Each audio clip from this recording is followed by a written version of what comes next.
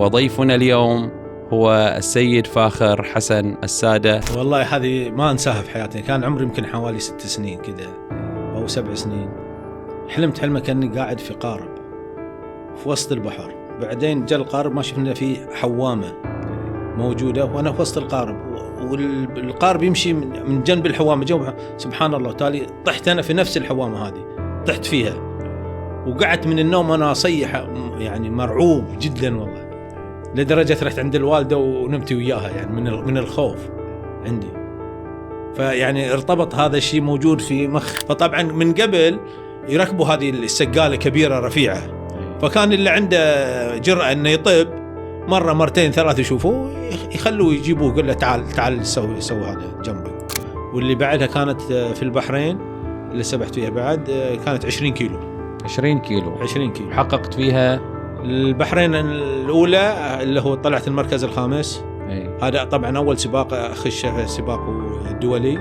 أخذت المركز الخامس في دورة الخليج الرابعة في هاف مون.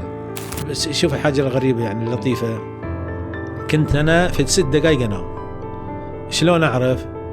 في فترة بعد ما طلعنا من السباق كنا نروح منتهينا وكنا نتمشى، ففي اسمه محل مال استوديو تصوير ما ادري، الظاهر هو هذا صورنا هناك. والله شفت روحي وانا نايم كذا نايم، ماخذ لي غفوه. هذه السباحه عاشت حاله من التحدي الا تقطع بحر الماج. هي قصه واقعيه. اول امراه او اول سباحه قطعت بحر المانش اللي هو الامريكي، وسووا لها استقبال حافل في أمريكا لما جت، وحطوا صور في نهاية الفيلم مع أنها قطعتها في 13 ساعة وشوي. ما كنت يعني هدفنا إن مثلا المادة. يعني كان هدفنا إن رياضة بالإضافة إلى السفريات. أنا بيني وبينك السفريات عندي أحلى من الفلوس.